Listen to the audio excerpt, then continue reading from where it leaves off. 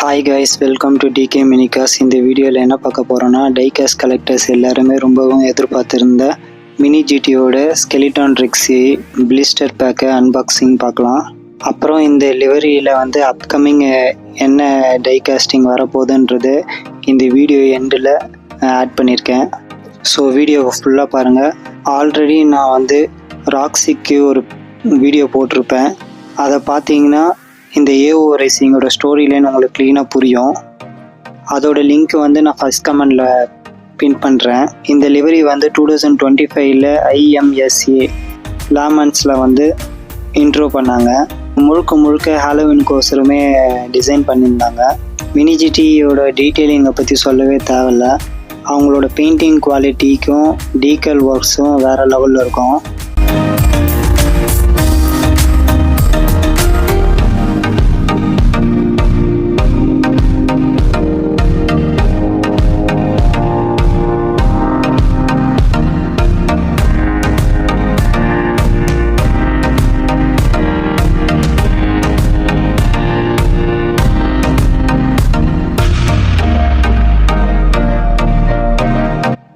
காரோட டீட்டெயிலிங் பார்த்தீங்கன்னா கிளாசி black paint, white skeleton டீகால் பண்ணியிருக்காங்க. ஃப்ரண்ட் வியூவில் பார்க்கும்போது அதோட டீத்து ஒயிட் அண்ட் கோல்டில் கொடுத்துருக்காங்க. பேனட்டில் அந்த ஒயிட்டோட சேர்த்து ஃப்ரண்ட் வியூவை பார்க்கும்போது ஒரு நல்ல அக்ரெசிவ் லுக்கில் இருக்குது. சைடு மிரர் லப்பரில் தான் கொடுத்துருக்காங்க. டயர்ஸுமே லப்பர் டயர்ஸ் தான் கொடுத்துருக்காங்க. நல்ல ஸ்மூத்தாக ஸ்பின் ஆகுது. கார் உள்ளே பார்த்தீங்கன்னா எங்களுக்கு சரியாக தெரியல. ஏன்னா பேக் வியூலேருந்து பார்க்கும்போது ரோல் கேஜ் மட்டும் கொடுத்துருக்காங்க. ஸ்டேரிங் அந்த அளவுக்கு டீட்டெயிலிங்காக தெரில. ஒரு சைடு பார்க்கும்போது சீட்ஸ் நல்லா தெரியுது. எனக்கு இந்த கேஸ்டிங்லேயே ரொம்ப பிடிச்சது என்னென்னா இதோட பெயிண்டிங் ஒர்க்ஸும் டீகல்ஸ் ஒர்க்கும் தான். ஏன்னா ஒரு சின்ன லோகோவும் டெக்ஸ்ட்டுமே ஸ்மெட்ஜும் ஒரு பிக்சலேஷனும் இல்லாமல் சூப்பராக டீகல் ஒர்க் பண்ணியிருக்காங்க. ஓவரால் பார்த்திங்கன்னா இது ஒர்த்தான கலெக்ஷன் பீஸு. இதில் ஒரு விஷயம் இருக்குது. அது என்னென்னா, இந்த லிவரியோட நெக்ஸ்ட் இயரும் இவங்க ரேசிங்கை கண்டினியூ பண்ணாங்கன்னா இந்த பீஸ் நம்மளுக்கு ரேர் ஆகாது. இதுவே அவங்க அடுத்த வருஷம் வேறு லிவரியோட ரேஸ் பண்ணாங்கன்னா இது ஒரு ரேர் பீஸாக மாறிடும். எனக்கு தெரிஞ்சு மோட்டோ ஸ்போர்ட்ஸில் ஒரு ஸ்டோரி லைனை மெயின்டைன் பண்ணி போயிட்டுருக்க ரேசிங் டீம்னா ஏஓ ரேசிங் மட்டும்தான். ஏன்னா அவங்க என்ன பண்ணாலுமே ஃபேன்ஸுக்கிட்ட நல்லா ரீச் ஆகுது. குறிப்பாக சொல்லணுன்னா ரெக்ஸி க்ரீன் ஒரு ரேஸில் ஆக்சிடெண்ட் ஆகிடும். அது ஃப்ரண்ட்டில் ரொம்ப டேமேஜ் ஆகிடும். அந்த டேமேஜோடவே அவங்க ரேஸை ஃபினிஷ் பண்ணிவிடுவாங்க.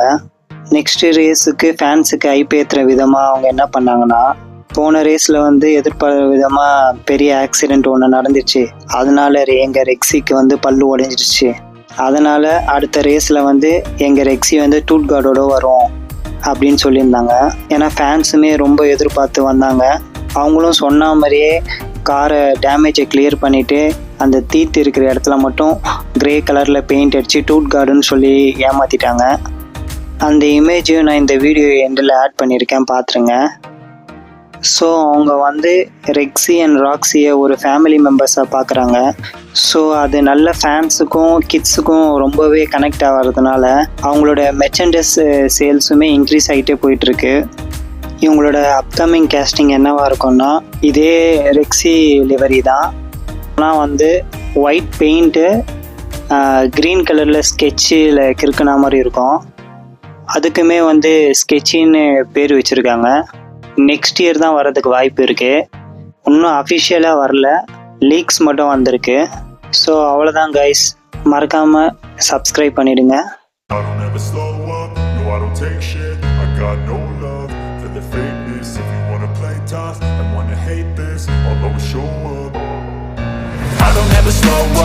I don't take shit. I got no love for the fakeness. If you wanna play tough and wanna hate this, I'll always show up and make a statement. I don't ever slow up, no I don't take shit. I got no love for the fakeness. If you wanna play tough and wanna hate this, I'll always show up and make a statement. Everything I do so instinctive and so passionate. Every word I move so descriptive like an adjective. I got a vendetta against people who patented being negative when you should be getting after it.